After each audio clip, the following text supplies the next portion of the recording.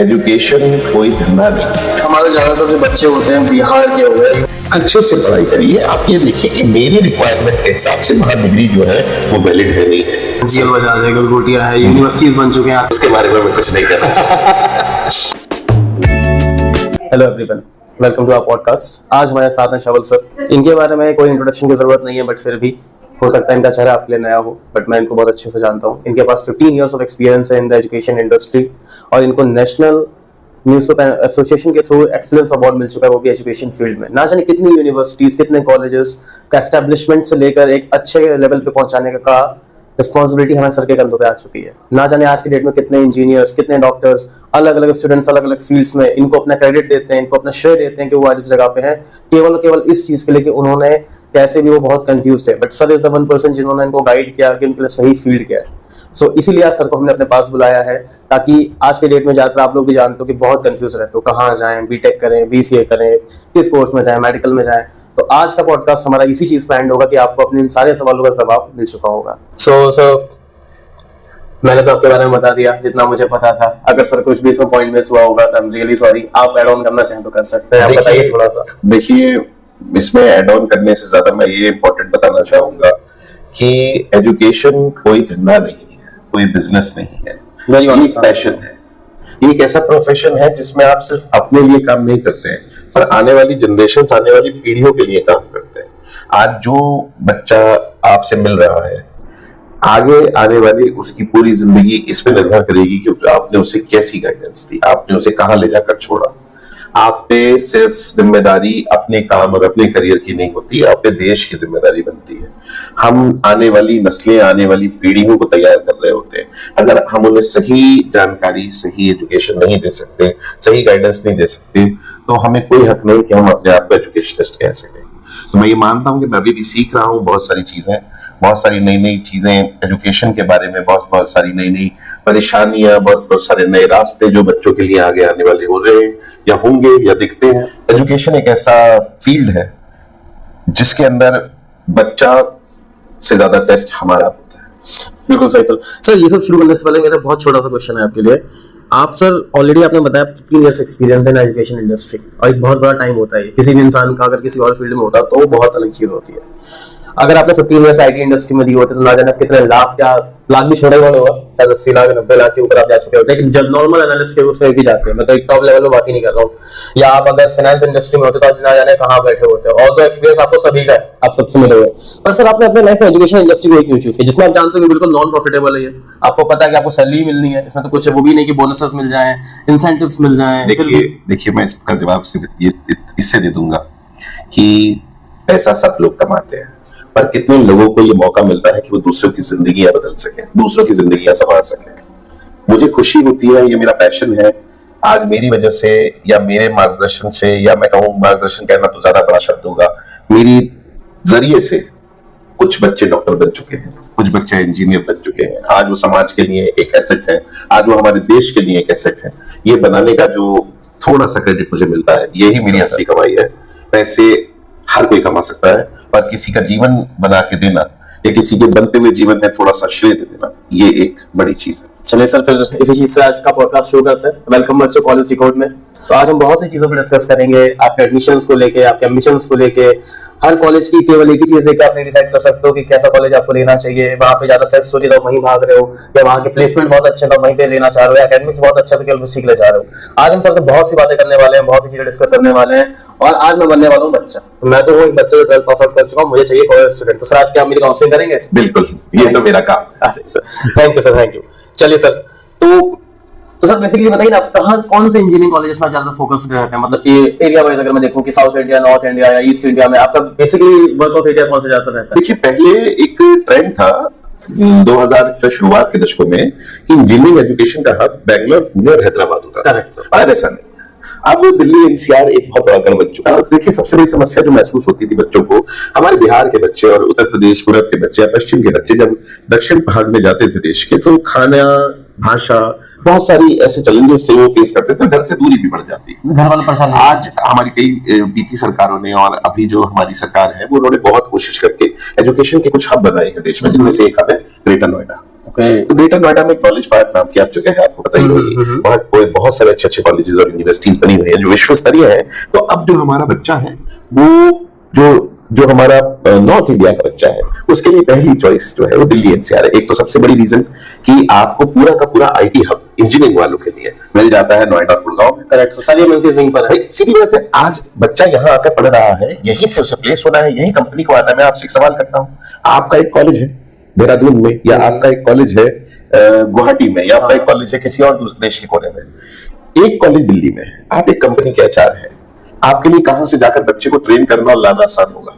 Near by है। अगर मेरी कंपनी ग्रेटर नोएडा में तो मैं चाहूंगा वही नियर बाई के बच्चों को जाए तो पकड़ूं। ये मुझे तो यही एक रीजन है कि हमारी सरकारों ने यहाँ पर हब बनाया एजुकेशन का, कि इंडस्ट्री और एजुकेशन एक जगह रहेगी। तो अगर मैं शॉर्ट में बोलूं तो एजुकेशन के लिए आज की तारीख में जो इंजीनियरिंग में पर्टिकुलरली पहली चॉइस बन रही है वो ग्रेटर नोएडा और दिल्ली एनसीआर का रीजन बन रहा है। ओके सर, ये तो बहुत अच्छी चीज है। तो सर आपने जो बताया कि आपका 15 इयर्स का करियर एक्सपीरियंस है, शुरू से आप सर ग्रेटर नोएडा ही पूरा उसमें सुपरविजन कर रहे हैं? नहीं, शुरू से मैं ग्रेटर नोएडा नहीं। तो सर इस पर सबसे पहले मैंने शुरुआत की थी मुरादाबाद से। एक छोटा शहर, बहुत छोटा शहर है, छोटा शहर है, 15 साल पहले की बात कर रहे हैं। 15 साल पहले की बात कर रहे हैं, और छोटा शहर है पर एक बड़ी यूनिवर्सिटी है आज वहां पर, तीर्थंकर महावीर यूनिवर्सिटी। मैंने अपना करियर वहां से शुरू किया। उसके बाद मैंने गजरौला में वेंकटेश्वरा यूनिवर्सिटी बनवाई, वहां पे मेडिकल कॉलेज एस्टेब्लिशमेंट में मेरा रोल रहा। फिर मैंने हरियाणा में काम किया। हरियाणा के बाद मैंने दिल्ली एनसीआर की तरफ मुझे ऊपर वाला लेकर आया। हाँ, और मैंने काम ऑल ओवर इंडिया किया है, और खाली हिंदुस्तान में नहीं विदेश में भी किया है। मैं नेपाल, बांग्लादेश, भूटान, अफगानिस्तान, इंटरनेशनल एक्सपोजर भी आपके पास तो? बिल्कुल बिल्कुल। हमको ये भी मिलने वाला है सर के साथ में। आज काउंसलिंग नहीं, आज तो बहुत कुछ मिलने वाला, देखते हैं क्या होगा। नेपाल में मैंने बहुत काम किया है। नेपाल में मैंने एजुकेशन सेक्टर में बहुत सारी कॉलेजेस, यूनिवर्सिटीज और कंसल्टेंट्स के साथ काम किया है। तो कह सकते हैं हिंदुस्तान और हिंदुस्तान के बाहर दोनों ही जगह पे मुझे एक्सपोजर है। Thank you sir, thank you for the college record. तो आपने सर एक चीज बताया कि अभी जो हम अगर ग्रेटर नोएडा रीजन की बात करते हैं तो हमारे ज्यादातर जो बच्चे होते हैं बिहार के हो गए, यूपी के हो गए, या मोरेबल थोड़े झारखंड के बच्चे शायद आते हैं। तो सर इधर मेरी भी काफी बच्चों से बातचीत हुई, काफी लोगों से होती रहती है, अक्सर बच्चों से बात करते रहता हूँ, भैया वगैरह पूछते रहते हैं।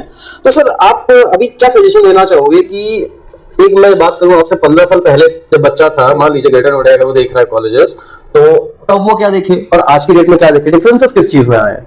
15 साल पहले इतने ऑप्शन नहीं हुआ करते थे। हाँ, 15 साल पहले ऐसी स्थितियां नहीं थी। 15 साल पहले इतने कॉलेजेस और यूनिवर्सिटीज नहीं थे। आज बहुत सारे कॉलेजेस हैं, बहुत सारी यूनिवर्सिटीज हैं, हर एक अपने आप को बड़ा कॉलेज, हर एक अपने आप को एक बड़ी यूनिवर्सिटी कहना पसंद करती है। पर आज अगर बच्चे को देखना है तो उसे ये देखना है कि मेरा लक्ष्य क्या है। देखिए, एक कॉलेज ऐसा भी है जो 4 लाख 5 लाख रुपए साल की फीस लेता है बीटेक की, एक कॉलेज ऐसा भी है जो 1 लाख 1.5 लाख रुपए फीस लेता है बीटेक की। दोनों में ही इंजीनियरिंग की डिग्री है, दोनों में इंजीनियरिंग पढ़ाई जाती है। मुझे ये देखना है कि मेरा लक्ष्य क्या है और मेरी पॉकेट के हिसाब से मुझे क्या सूट करता है। एक अगर एवरेज बच्चे की मैं बात करूं, जो बच्चा बिहार, झारखंड, उत्तर प्रदेश, पूरब से आता है, वो बहुत बड़े रईस घर से नहीं आता है। हमारी ज्यादातर जो बच्चे आते हैं वो मध्यम वर्गीय परिवार से होते हैं, जो 1 लाख 1.5 लाख रुपए साल का देना भी उनके लिए एक टेढ़ी खीर होता है ना। कोई बच्चे एजुकेशन लोन कराते हैं। मेरा मानना यह है, आप 60% बच्चे देखेंगे जो एजुकेशन लोन से पढ़ने आते हैं।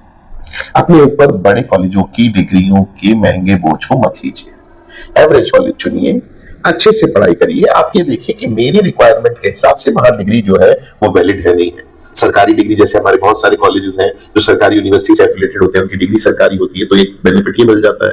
उसके साथ साथ फिर उनको ये देखना है कि वहां पे बेसिक इंफ्रास्ट्रक्चर, आप उनकी बड़ी बड़ी बिल्डिंगों से प्रतिलोम के लोग में मत पढ़िए। बड़ी बड़ी बिल्डिंग आपको कुछ नहीं देने वाली। बड़े बड़े 200-400 एकड़ के कैंपस में आपको गाय भैंस थोड़ी ना चरानी। ऑब्वियसली बात है। आपको क्या चाहिए? आपको वहां अच्छा क्लासरूम मिल रहा है, आपको वहां अच्छे शिक्षक मिल रहे हैं, अच्छी लैब मिल रही है, और एक बेसिक एक्सपोजर मिल रहा है जो आपको आगे वाले वक्त में अपना खुद का काम करने या नौकरी पाने में मदद कर सके। अगर इतना आपको मिलता है तो ये आपके लिए पर्याप्त कॉलेज है। भीड़ की तरफ मत भागिए। तो सर काफी बच्चे बोलते हैं कि अब ग्रेटर नोएडा बहुत से कॉलेजेस हैं, जीएल बजाज है, गलगोटिया है, यूनिवर्सिटीज बन चुके हैं आज के डेट में। शायद जब आप आए हो तब तो कॉलेज होंगे भी, कॉलेज ही थे। तो हो सकता है सर इसमें भी आपका योगदान रहा हो सकता है। उसके बारे में मैं कुछ नहीं कहना चाहता। पता नहीं, उस बारे में बात ही नहीं करता है। चलिए, तो सर एक चीज आती है, बच्चे कई बार कहते हैं कि भैया वहाँ प्लेसमेंट बहुत अच्छा हो रहा है, वहाँ पे एक्सपोजर बहुत है, वहाँ इंटर्नशिप 3rd ईयर में लग जाती है। वो कहते हैं कि हमने वहाँ पे जो ऑफिस वाले उन्हीं को बुला लिया तुम्हें सीधे ट्रेन करने के लिए, जो कॉर्पोरेट वर्कर उन्हीं को बुला रहे हैं ट्रेन करने को। तो सर बच्चा क्या देखे कॉलेज लेने में, क्या देखेगा? ये फर्स्ट देखे कि वहाँ पे हनी सिंह आ गए तो हमने कर दिया, या वहाँ आप फेमस एक्टर आ गए। आपको हनी सिंह क्या देकर जाएगा? कुछ भी नहीं ना। ऑब्वियसली बात है। आपको किसी का नाचना गाना कुछ नहीं देकर जाएगा। उल्टा कॉलेज 1000 रुपए ले लेंगे हमसे। अभी अभी एक यूनिवर्सिटी है, मैं उसमें उसका एक वीडियो देख रहा था, वहां 3000 रुपए लेकर बच्चों से एक सालाना फेस्ट कराया गया, जिसमें बादशाह नाम का जो सिंगर है, जिसके ऊपर अभी एफआईआर भी हुई है, आपको पता होगा, अश्लील गाने बनाने के लिए फेमस है, उसको बुलाया गया। बाद में बच्चों को एंट्री भी नहीं करने दी, उस पे लट बजाए गए। मैं उस यूनिवर्सिटी का, उस कॉलेज का नाम नहीं लूंगा, ठीक है, पर आप समझ गए मैं किसकी बात कर रहा हूं। क्या इस तरह के फेस्ट करने के लिए आप कॉलेज में आए हैं? अगर आपकी जो इच्छा है वो इस तरह की यूनिवर्सिटी या कॉलेजों में पढ़ने की है, तो मुझे नहीं लगता कि उससे आपको कुछ हासिल होगा। अगर प्लेसमेंट की जहां तक आपने बात की और ट्रेनिंग की बात की, जी सर, सभी कॉलेज अच्छी तरह से कोशिश करते हैं कि उनके बच्चे ट्रेन हो, प्लेस हो। कुछ में थोड़ा ज्यादा होता है, कुछ में कम, पर ये बच्चे की अपनी एक मेहनत पर निर्भर करता है। कॉलेज ट्रेनिंग सेंटर नहीं है, समझिएगा, इसके अंदर को समझिएगा। स्किल और एजुकेशन में अंतर समझिएगा।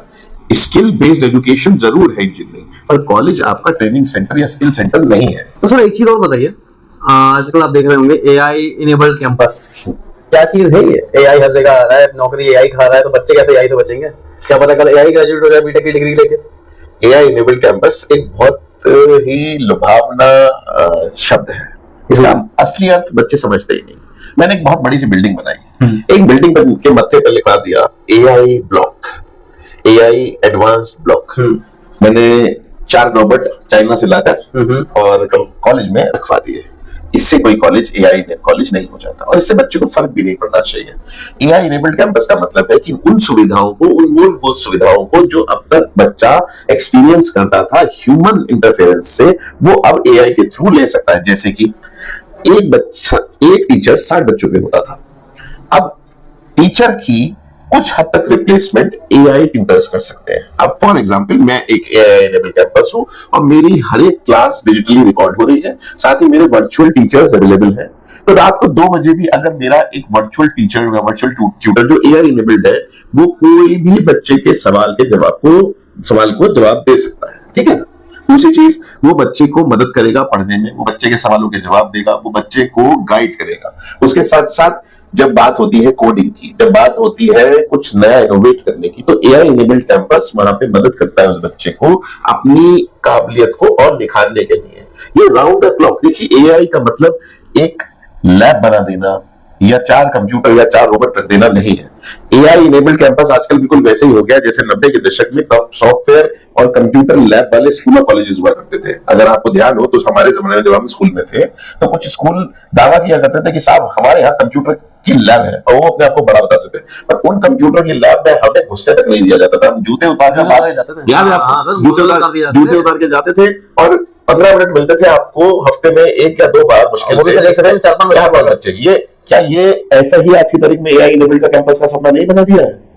एआई इनेबल्ड कैंपस का मतलब ये है कि बच्चे को वो एआई सर्वर्स मिले, जैसे इंटेल का सर्वर हो गया, जैसे एनवीडिया का सर्वर हो गया, जिससे बच्चा एक्सेस कर सके, जिससे बच्चा कनेक्ट कर सके, जिससे बच्चा कोडिंग सीख सके, कुछ नई चीजें फॉर्मुलेट कर सके, जिससे छोटी छोटी लाइफ की जो उसकी एक्टिविटीज हैं, उसकी अटेंडेंस मार्किंग है, उसकी वैल्यूएशन है, उसकी प्रोजेक्ट रिपोर्ट है, उसकी प्रोजेक्ट मेकिंग है, इस सब में एआई का इस्तेमाल करें। देखिए आने वाला, आपने कहा जॉब एआई खा जाएगा, जॉब एआई नहीं खाएगा। ऐसे ही पहले जमाने में कहते थे कि कंप्यूटर सबकी जॉब खा जाएगा, खाई किसी की जॉब, बल्कि हमारा तो देश की जो आर्थिक तरक्की हुई वो हुई कंप्यूटर के माध्यम से। हम सर्विस बेस्ड इंडस्ट्री है, सर्विस बेस्ड हमारा मार्केट है, मानते हैं ना आपकी बात? बिल्कुल सर। तो एआई जॉब नहीं खाएगा, रादर एआई जॉब बनाकर देगा। बस एक ही शर्त है, आपको जैसे पहले के जमाने में जरूरी हो गया था कि आपको कंप्यूटर चलाना आना चाहिए, ऐसे ही आपको एआई का उपयोग आना चाहिए। और एआई का उपयोग कैसे आएगा? एआई का उपयोग उन कैंपस में बच्चों को पढ़ने से आएगा जहां उनकी प्रतिदिन की जो जिंदगी है, प्रतिदिन की लाइफ है, उसके अंदर वो एआई का इस्तेमाल कर पा रहे हैं। आपको रिज्यूम बिल्डिंग करनी है, आपको जॉब शॉर्टलिस्ट करनी है, आपको अपना कंटेंट बनाना है, रिसर्च थीसिस को चेक कराना है, इवैल्यूएट कराना है। जहां बच्चा वेट करता था अपने प्रोफेसर या अपने टीचर से महीनों या कई दिन तक मिलने का, इवैल्यूएशन का, जहां एक प्रोफेसर एक दिन में एक रिपोर्ट इवैल्यूएट नहीं कर पाता था, आज की तारीख में एक एआई कुछ मिनटों, कुछ सेकंडों में 100, 200, 1000 निर्भर करता है किस कैपेसिटी का वो है, उस रिपोर्ट को इवैल्यूएट कर सकता है। सो ये जो पूरी टेक्निक है, एग्जामिनेशन सिस्टम से लेकर स्टडी सिस्टम तक, ये सारा का सारा जो है ये डिपेंड करता है एआई। तो सर अगर मैं एक चीज बोलूं, मान लीजिए आप भी जानते हैं, ग्रेटर नोएडा की बात करूं तो नारंगी यूनिवर्सिटी, पीली यूनिवर्सिटी, हरी यूनिवर्सिटी, कई तरह रंगों की यूनिवर्सिटी मिल जाएगी, कई रंगों के कॉलेज मिल जाएंगे। तो अगर कोई कॉलेज AI इनेबल्ड है और कोई कॉलेज AI इनेबल्ड नहीं है, तो क्या ये पैरामीटर बच्चा ले सकता है अपने एडमिशन के पर्पस को? बिल्कुल लेना चाहिए, लेना चाहिए। AI इनेबल्ड कैंपस आज की तारीख में एक लग्जरी नहीं है, एक नेसेसिटी है। अगर मैं बाबा आदम के जमाने का करिकुलम पढ़ा रहा हूं जो कई सरकारी यूनिवर्सिटीज में चलता आ रहा है, अभी जैसे कुछ कॉलेजेस ऑटोनोमस हो गए, आप देख रहे होंगे कुछ कॉलेजेस जो गवर्नमेंट की डिग्री दे रहे हैं, गवर्नमेंट से एफिलिएटेड है, पर उनकी क्वालिटी को देखते हुए, उनके पुराने रिकॉर्ड को देखते हुए सरकार ने और उनकी यूनिवर्सिटीज ने उन्हें ऑटोनोमस कर दिया। इसका मतलब यह है कि 40% सिलेबस वो नया पढ़ा सकते हैं, नई जानकारी, नई एजुकेशन उन बच्चों को दे सकते हैं। ऐसे कैंपसेस आज की तारीख में एक नेसेसिटी है आने वाले कल के लिए। आप पुराने जमाने के करिकुलम को पढ़कर जॉब नहीं पा पाइएगा। बड़ा खूबसूरत शब्द का आपने प्रयोग किया, ऑटोनोमस। ये बड़ा कंफ्यूजिंग होता है बच्चों को और खासकर गेट नोएडा वालों को, क्योंकि आई थिंक कुछ ही है ऐसा, बहुत कम कॉलेजेस हैं, बहुत कम। तो और शायद ये AKTU ने ही शायद इसकी शुरुआत करी कि हम कॉलेजेस को ऑटोनोमस बनाना शुरू करेंगे। तो एक बड़ा सवाल आता है कि ऑटोनोमस है क्या चीज? ऑटोनोमस क्या होता है? ये बड़ा मजेदार सवाल है। ऑटोनोमस ये होता है कि एक कॉलेज जो बहुत लंबे अरसे से चलता आ रहा है, जिसकी सारी सुख सुविधाएं जो है वो उन मापदंडों को पूरा करती हैं जो यूनिवर्सिटी खुद में समझती है कि सिर्फ मेरे पास है, उसे वो एक ऐसा दर्जा दे देती है कि हाँ, ये बेसिक 60% सिलेबस जो है आपको मेरा पढ़ाना है, 40% आप अपने हिसाब से उसमें नई वेरिएशन चीजें ऐड कर सकते हैं। उसमें बच्चे को क्या फायदा मिलता है? एक, बच्चे को नई तकनीक और नया सिलेबस पढ़ने को मिलता है। दूसरा, बच्चे को ये सुविधा मिलती है कि उसको एक होम एग्जाम मिलता है। जैसे यूनिवर्सिटी के अंदर, प्राइवेट यूनिवर्सिटी के अंदर होम एग्जाम होता है, इसी तरह से बच्चे को होम एग्जाम का फायदा मिलता है। तीसरी चीज, बच्चे को एक ये अपॉर्चुनिटी मिलती है कि वो इंडस्ट्री में जाकर अपना समय ज्यादा व्यतीत कर सकता है आज की रिक्वायरमेंट के हिसाब से। ऑटोनॉमस हमें सिर्फ यही नहीं एक आजादी देता कि हम बच्चे को पढ़ा अपनी तरह सके, बल्कि उसे ट्रेन भी इंडस्ट्री के हिसाब से करा जा सके।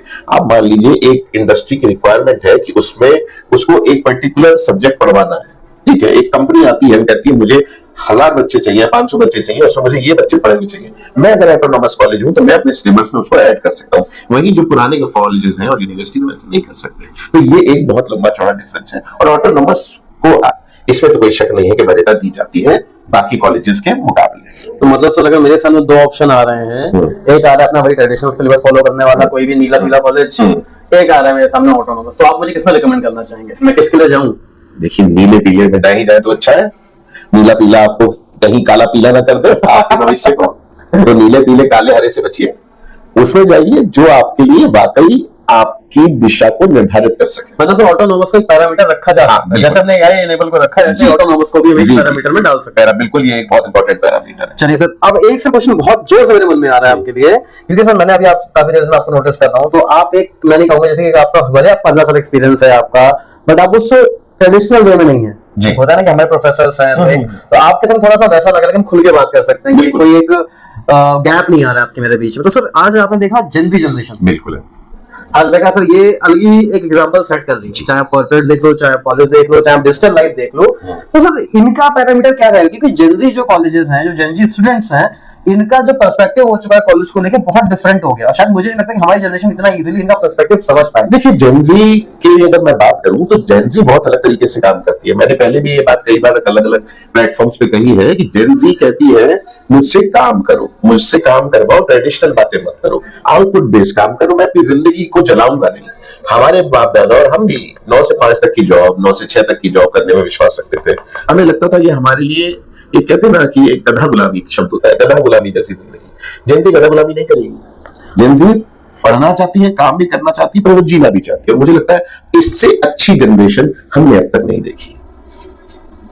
चीज तो सर मैं आपसे कहूंगा, ये चीज है, ये सदी हुई जनरेशन है, इसे पता है इसे जीवन में क्या चाहिए, इसको अपने लक्ष्य पता है, इसको आगे बढ़ने का रास्ता पता है। तो जेनजी जनरेशन के लिए अगर कॉलेजेस की बात करूं तो फिर आपसे वही बात कहूंगा, जो नया है वह बेहतर है, जिसने अपने आप को बढ़ाया है, जिसने अपने आप को बदला है वो बेहतर है। तो जेनजी के लिए फिर नया ऑब्वियस सी बात होगी, जिसने अपने पाठ्यक्रम को बदला है, जिसने अपने पढ़ाने के तरीके को बदला है, जो आज के बहते हुए पानी की दिशा के साथ चल रहा है, वही कॉलेज और वही यूनिवर्सिटी उसके लिए बेहतर। मैं आपकी इसी बात पे एक पॉइंट और मैं यहाँ पर रखूंगा, आजकल की जेनजी डिजिटली प्रमोटेड, ये चीज आपको, तो इसमें कोई वो नहीं है, मतलब कि जितना ही अपने रियल लाइफ में नहीं अवेलेबल है, उतना रियल लाइफ में ज्यादा अवेलेबल है। और इनका जो एक सिटिंग है वो अपने ही जोन में है। ये कभी नहीं कहते कि मुझे अपने पापा के पास, दादा के पास बैठना ही, बैठेंगे भी नहीं, क्योंकि इनका थोड़ा जो ये नैरो माइंडेड नहीं है, सबसे बड़ी चीज ये बहुत ओपन माइंडेड है। तो सर एक चीज बताइए कि जनरली अगर मैं एडमिशन पर्पस से बात करूं या जो आज की जनरेशन है जैसे एडमिशन पर्पस से बात करूं, तो ये जो सोशल लाइफ है या जो हमारी सोशल मीडिया है, ये जनरली अपना एडमिशन पर्पस में लेके आए कि पहले देखे। ऑब्वियसली बात है, आज नहीं, मैं इसमें आपसे कहूंगा, पहले तो ऐरे गहरे नत्थु खैरे कंसल्टेंट और इन्फ्लुएंसर से बचिए। आज की तारीख में हर व्यक्ति अपने आप को इन्फ्लुएंसर समझता है। सर एक नॉर्मल सी बात है, कैमरा उठाना एक माइक लगाना बन गया। अंधा अंधे को रास्ता दिखाएगा, कहाँ जाएगा? मुझे आप एक बात बताइए, आज मैं अगर इस कुर्सी पे बैठा हूं, मैं अगर करियर काउंसलिंग की बात कर रहा हूं, मैं अगर किसी का मार्गदर्शन करने की अपने आप को दावा करता हूं, तो क्या मेरी कोई बैकग्राउंड नहीं होनी चाहिए? ऑब्वियसली आप किसी की भी रील को देख के, किसी की भी वीडियो को देखकर किसी कॉलेज के बारे में धारणा या यूनिवर्सिटी के बारे में धारणा बनाते हुए ये तो सोचिए कि कहीं ये पेड़ तो नहीं है। देखिए सबसे बड़ा नुकसान क्या होता है, जो जिस रास्ते गया ही नहीं उससे आप उस रास्ते का पता पूछते हैं। ये इन्फ्लुएंसर्स कभी कॉलेज नहीं गए होते, इनमें से आधे कंसल्टेंट कभी कॉलेजों के दरवाजे तक नहीं देखे होते, और आप इनकी सुनकर कॉलेज और यूनिवर्सिटी को इवैल्यूएट करते हैं। तो मैं जेनजी को एक ही सलाह दूंगा, अपने आप को बचाइए फर्जी लोगों से, फर्जी इन्फ्लुएंसर से और फर्जी राय से। सही जांचिए, कॉलेज जाइए, यूनिवर्सिटी जाइए, टीचर से मिलिए, बच्चों से मिलिए, वहां के माहौल को देखिए, वहां के इंफ्रास्ट्रक्चर को देखिए, फिर कॉलेज और यूनिवर्सिटी को चुनिए। जनजी के लिए बस लास्ट यही होगा हमारा कि भाई आप अपना कॉस्मेटिक से जो वेरिएबल्स है वो आप इन्फ्लुएंसर से अपना इन्फ्लुएंस हो, बट अपने हिसाब से तो एकेडमिक्स के लिए और कॉस्मेटिक भी कई बार नुकसान कर जाता है। हाँ ये भी जो कॉस्मेटिक वो बेच रहे होते हैं वो इस्तेमाल नहीं करते हैं। ऑब्वियसली सर आपने एक चीज और नोटिस करी होगी, जस्ट अभी मेरे माइंड में आया, मैं अभी जस्ट आपके पॉडकास्ट से हमारे पहले मैं भी इंस्टा रोल कर रहा स्क्रीन में स्क्रॉल कर रहा था, सो मैंने भी हाल फिलहाल में आपने देखा होगा ग्रेटर नोएडा में सुसाइडल केसेस बहुत हो रहे हैं, बहुत हो रहे हैं सर, बहुत हॉस्टल्स में हो रहे हैं, बहुत कॉलेजेस में हो रहे हैं, और अब ये एकेडमिक प्रेशर की वजह से नहीं हो रहा है। आपको ये चीज पता होगी कि बच्चा एकेडमिक प्रेशर बहुत ही इजीली मेंटेन कर रहा है, कॉलेज भी और हमारी इंडियन गवर्नमेंट भी थोड़े नॉर्म्स ले आई है, बट सर फिर भी इसको लेकर आप क्या कहना चाहेंगे, मतलब कि ये ऐसा क्यों हो रहा है सर? क्योंकि केसेस बढ़ रहे हैं। हमारा इसका एक बहुत बड़ा रीजन है कि हम बच्चों से साथ मानसिक रूप से कनेक्ट करने में फेल हो गए। सभी कॉलेजेस और सभी यूनिवर्सिटीज के लिए मैं कहूंगा, खाली पढ़ाना और टीचिंग करिकुलम पढ़ा देना हमारा काम नहीं है। हमारा काम है उन बच्चों के साथ मानसिक लेवल पे जोड़ना। एक माँ बाप जो बहुत दूर से अपने बच्चे को यहाँ भेज देते हैं, उनके वो बच्चे हमारे सुपुर्द हो जाते हैं। अब हमारी ये जिम्मेदारी बनती है कि हम ये भी देखें कि उनके बच्चों की जीवन में, जिंदगी में क्या चल रहा है। कुछ बच्चे सट्टे की लत में, आप देखिए ये प्रमोटिंग और बेटिंग एप्स आप देखते हैं आईपीएल के बाद में क्या होता है, अभी क्या होगा, इस पे क्यों सरकार बैन नहीं लगाती? ये तो सबसे बड़ा रीजन है।